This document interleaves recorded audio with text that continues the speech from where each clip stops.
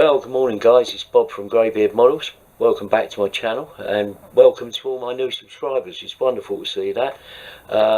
Just had a quick look actually on the old dog and bone, and it seems, surprise surprise, really surprised, I have 803 subscribers now.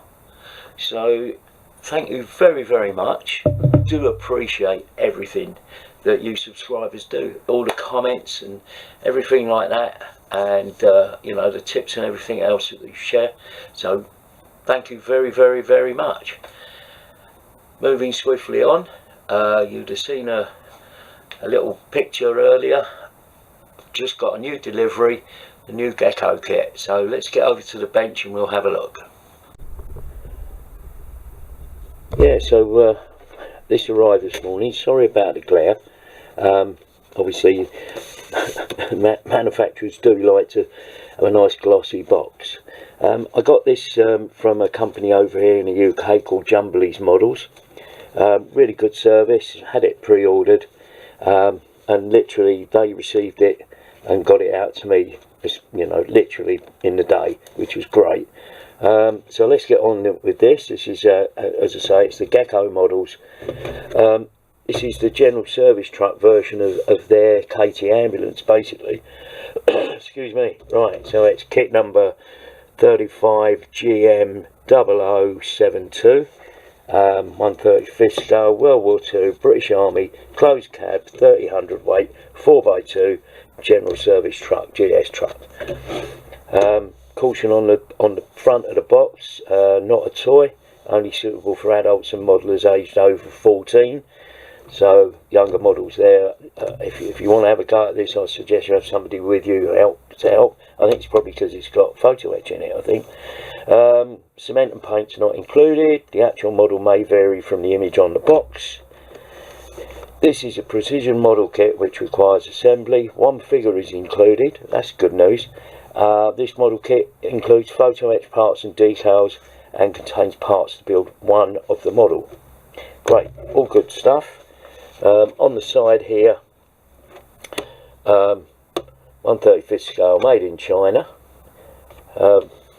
Picture there of the photo etch parts, some decals there, we'll have a look at those obviously, and a picture of the driver, very handsome chap. So that's good news. End of the box, part number, description again, and another picture of the front graphic. And then on this side of the box, you've got some, looks like CAD renditions of the or photographs of the finished model. I'm not sure, it's really odd. Could be a CAD pictures, I don't know, but really good details inside the cab. Details there. Be interesting to see what the front of the nose of this looks like. As you remember, that there was some, you know, a question about the accuracy of the nose for the ambulance, but I don't think this will be any different. So we'll get the box opened, mainly because I'm struggling with it. It's not stuck down, but I'll get it open. I haven't even opened this. Let's get this open and have a look. Gecko kits are really nice. You take off that coloured lid and you've got this nice box, good solid box, you know, it's great. Opens the flap like that and contains a lot of single bags with the parts in. So what I'll do is I'll get this over to one side, I'll get the bags undone and we'll come back. Well, the first thing that I noticed is the clear plastic parts are in a Ziploc bag, which is really cool. Obviously, because you can reuse them. Had a look at that. Let's had a look at the clear plastic first. It's okay, but there's some distortion around the glazing sheets. They're sort of flat sheets, but there's definitely some distortion there and there, which is a shame. In fact, all of the all of the parts, but they're flat sheets, so you know, if the distortion is an issue for you, obviously you could replace that with clear plastic parts, you know, some clear acetate sheet, should be okay.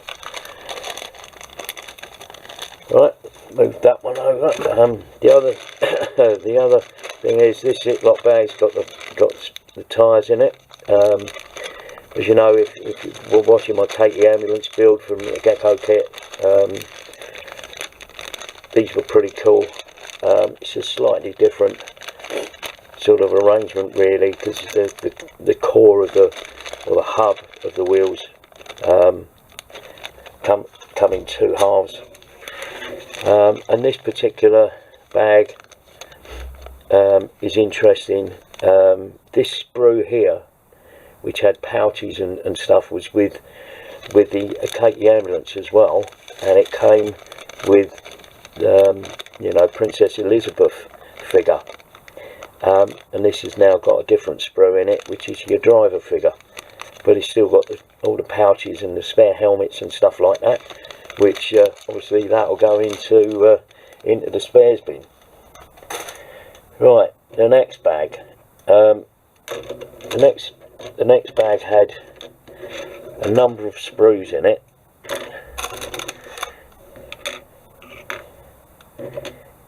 which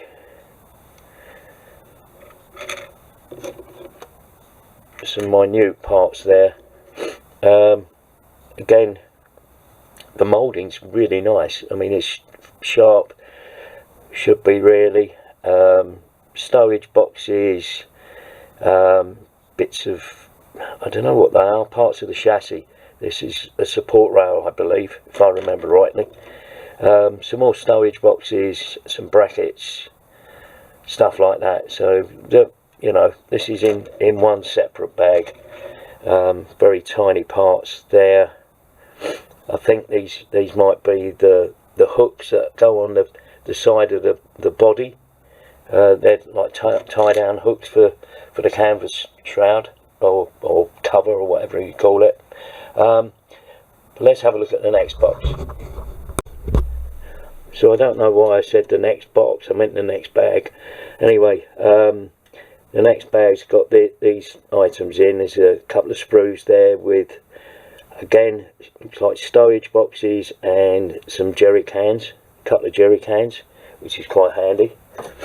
And then the wheel hubs, or the inner, this is the interesting thing. It's like the inner tyre wall, or the, you know, the part of the wheel, but it includes part of the tyre wall, which is an interesting way of constructing it. And these are parts, these are the fuel tanks and headlights and other brackets and stuff. The little clips there that hold the side panels down on the engine compartment, so they're quite neat. Next sprue is this one here, which has the nose of the vehicle, the cab. This is all the cab details and parts of the engine. Whoa, gone out shot there. Sorry about that. And part of the engine construction there. Various brackets, levers and stuff. They don't follow any particular logic, with one sprue doing one thing and another sprue for doing something else. There's the nose again. Again, it's the same shape as before, so it's a sort of flattened shape. It's not as curved as it really could be. But I mean, that's, to be honest, that was almost expected. So yeah, so that's that. It's quite neat. I mean, the quality of the moulding is really good. So this is obviously the chassis. You've got the parts of the engine here, and the radiator assembly, parts of the drive and the transmission there, and basically mainly the chassis. So looking at that, yeah, really nice mouldings.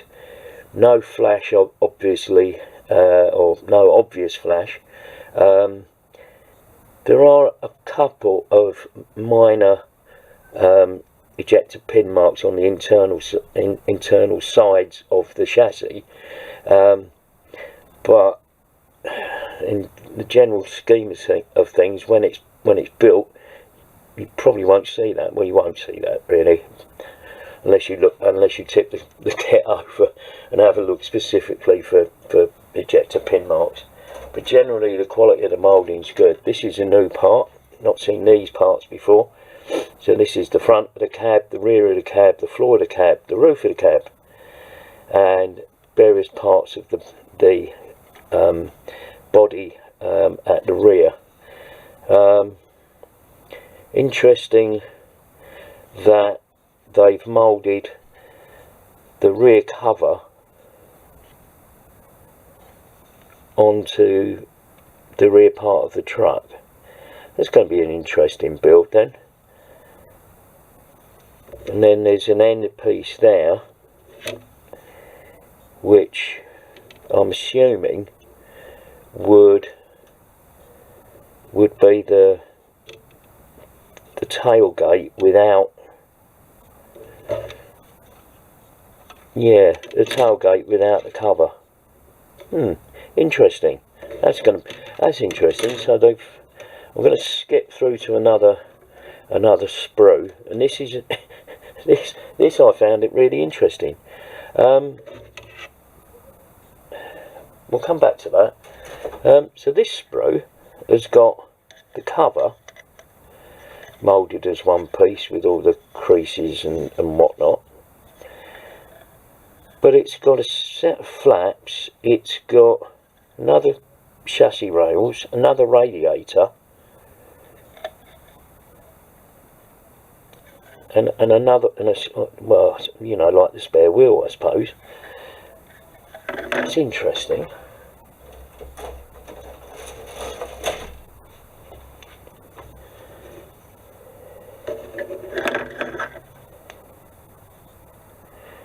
Well, it's the same shape as this radiator. Yeah, interesting. That'll be an interesting build. So here is the rest of the body. So the sides of the body, the cab doors, inside of the engine wheel. So this is like the firewall, and some more structures for the side of the body. I bet that's the rails that support the cover, mainly because I'm looking at the next sprue, and the next sprue, again, this is really good moulding, because these parts are really thin. They're going to be tricky to get off the sprue without bending, but obviously that can be done with a bit of care. And the final plastic sprue is this one, which is obviously the rear body floor and the tailgate,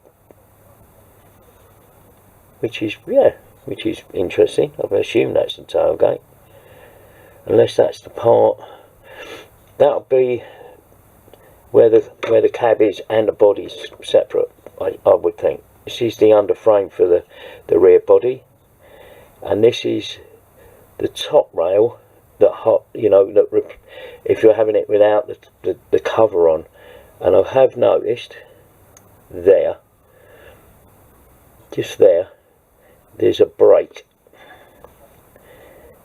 in there, and that's really odd shape.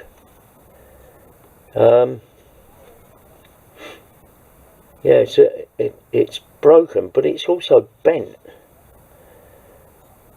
How very weird. So if that was straight, well, that would have to be something that I would have to look at during the course of the build. Obviously, if it is just a break there and that's the shape it should be, we'll have a look at the instructions. We should be able to tell if that's correct, or whether or not that needs to be altered somewhat, just to make it a straight rail like these. Little bit of flash on some of these.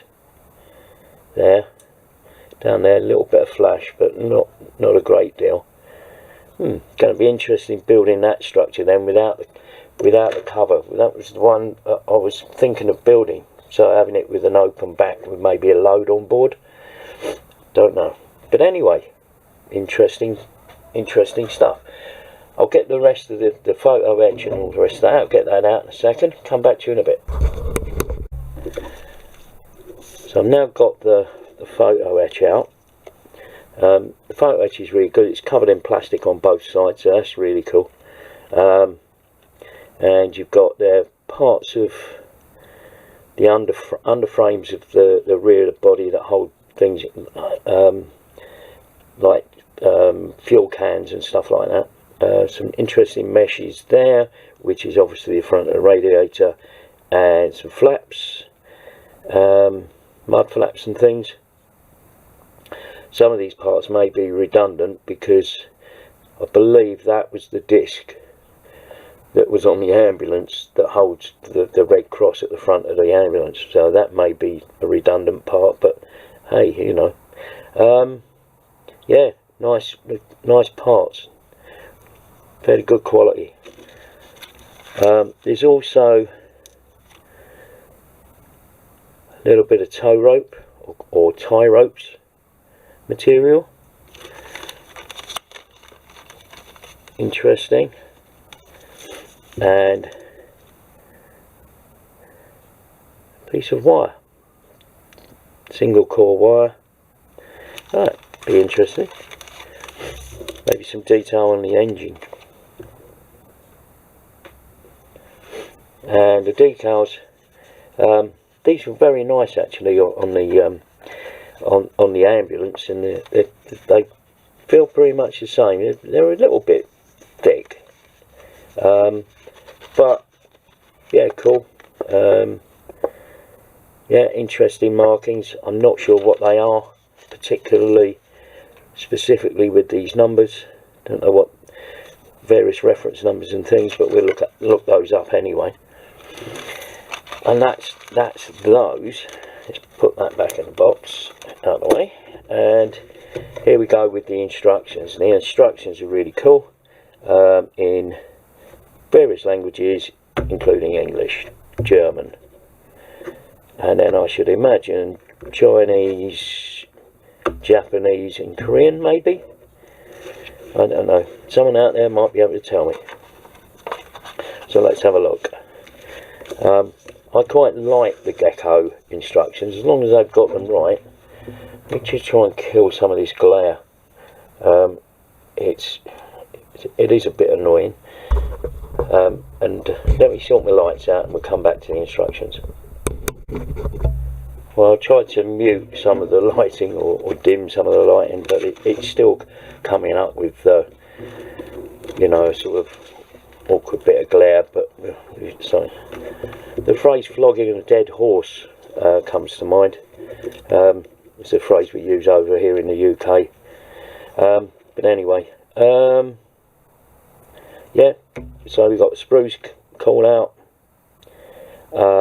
One of the things that I noticed when I had a look at the photograph on the front here, or this CAD ref, there's no where that framework was broken, there's no indication there that it's an odd shape, so we'll come back to that in the course of the build. I could obviously go back to the company here in the UK and sort of speak to them about it, but I don't think there's much point. I really don't want to worry too much about it, and we can, you know, it can be repaired. It's not a major thing. So the build's very similar to the ambulance. So we start off with getting the chassis together, really nicely moulded, so that should, you know, get that nice and square. That should come together really nicely. And then, you know, getting all of the transmission together. Obviously they're suggesting putting the wheels on at this early stage. I personally won't. We'll put the wheels on at another stage. What I might do is take this opportunity on this one to use one of the resin sets of wheels, and I'll have a look at that and see how well they would fit on this particular model. Putting together parts of the gearbox. Interesting, they call it the gearbox, which is really nice.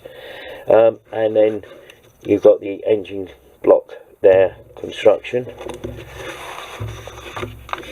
And again, as before with the ambulance, engine block mid bronze green. They actually specify a BS colour. That's interesting. They didn't have that in the ambulance kit, if I remember rightly. So they called it out as an actual BS number, which is really useful.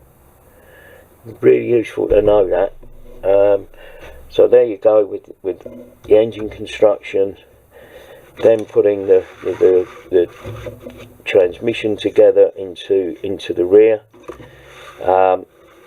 into the differential, and then putting steering mechanism in, so obviously the wheels can be offset. Nice. Exhaust pipe, and then putting on the hubs for the front wheels. Assembly of the petrol tank, or the two petrol tanks.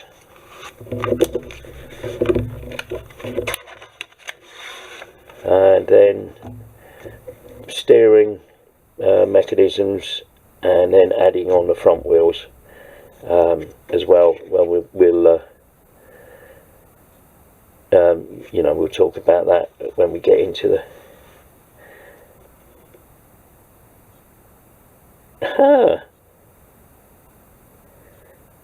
interesting, isn't it? I've gone out of shot, haven't I? I was just looking at this here.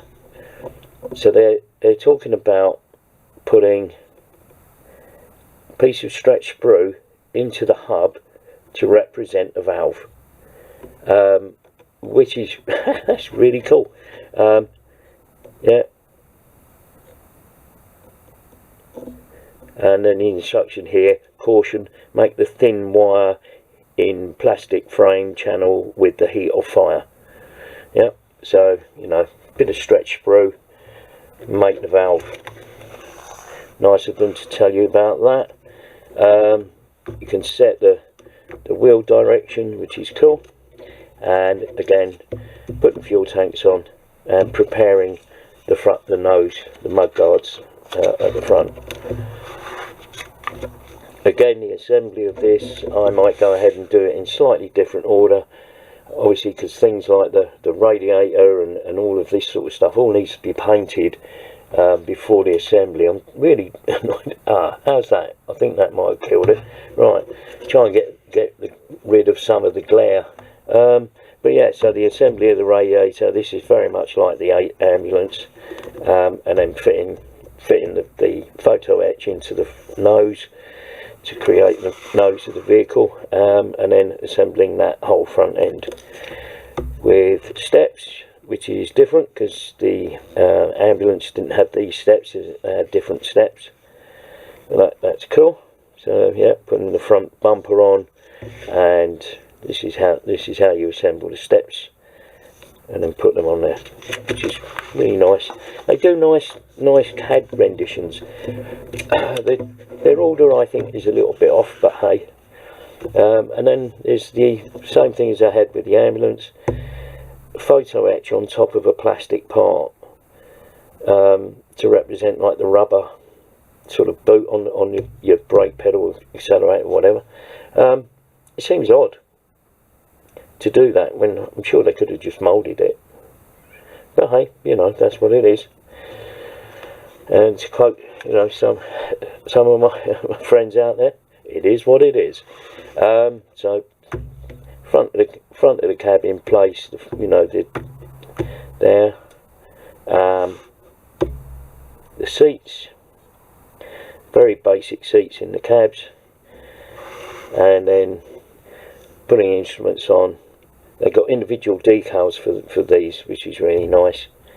And there's like an instruction decal there. a shovel for putting on the outside at the back of the cab. This is the rear cab wall.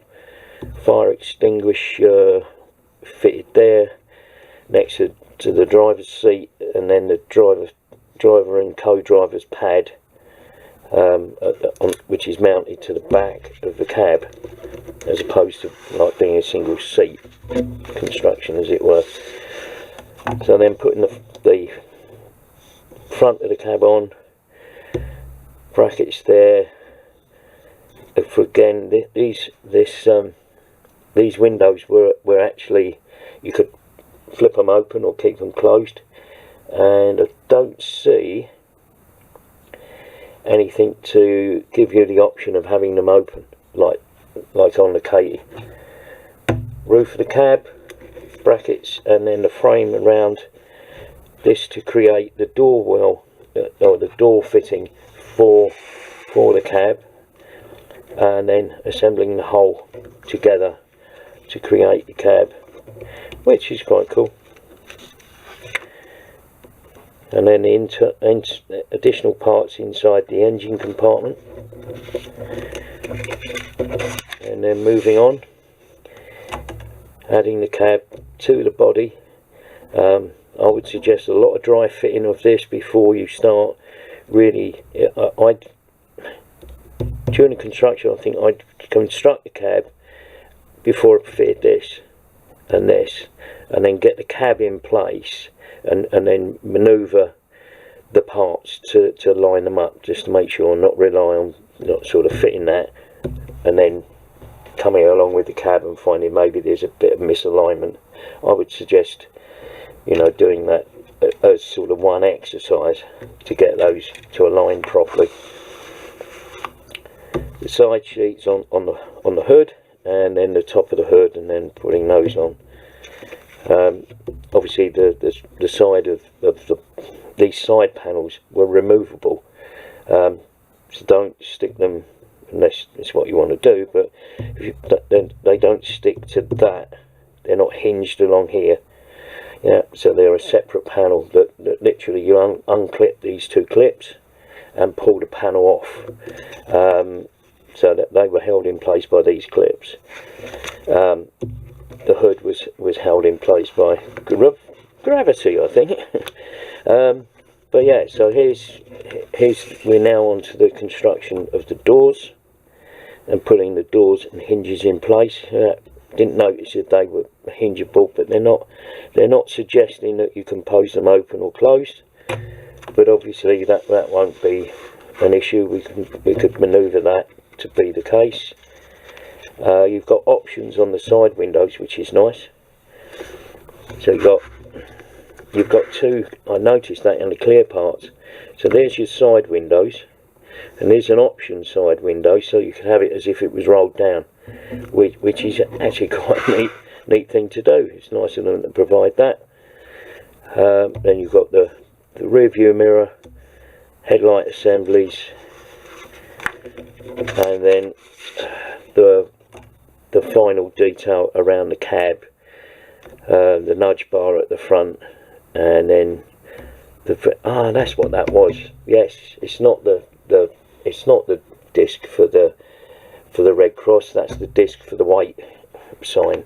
So yeah, so that's that, and then you've got a regimental marker sign there, the bracket for that there, which is cool. And then we go to start putting the body together at the rear. So you've got what looks like fronts and sides and backs. Right, okay, yeah, so putting the whole thing together as a box, getting that. And again, it says here, please pay attention to the correct direction of the platform during assembly. So, you know, make sure you've got it all the right way round. And then this option one. So you put the top rails and the side rails on to have an open rear. And then option 2, you can have this and these parts to go together, and then you have your cover over the top. Interesting there, it talks about drilling along there, so I didn't notice if there was any indication on that part. Go back to the sprue and have a look, and yes indeed there is small holes along there which I didn't notice before, so that's good. So you can put that on, have the holes, and I'm wondering if that's what that string is for. So the string is actually to replicate the tie downs, which is that's a really nice thing to do. Again, the under chassis on the back. Again, we get to this thing of making sure everything lines up. So it might be worth constructing the rear of the truck and the under chassis, and then instead of getting to the stage here where you've got the cab and everything else in place, I think it's got to be a case of dry fitting that, dry fitting that, just literally putting the whole front end on dry fit, and then put the rear body in place, dry fit, and make sure everything lines up before you go ahead and gluing everything. Spare wheel and other flaps and doodads around there. You have the storage here. German version had this, slightly different, but that's interesting. And these options, you know, this is slightly different. So option 1, put that in place. Option 2, put that in place. Option 1, that. Option 2, and then indicates that as optional parts. Whereas before, didn't actually say that was optional parts, if I remember rightly. I don't recall seeing that as an optional part.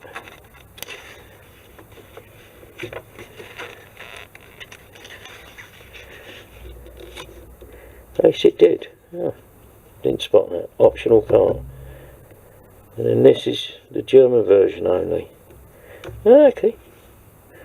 Oh. Very interesting. Very interesting.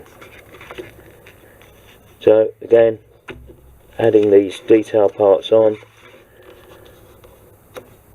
Putting all of that together.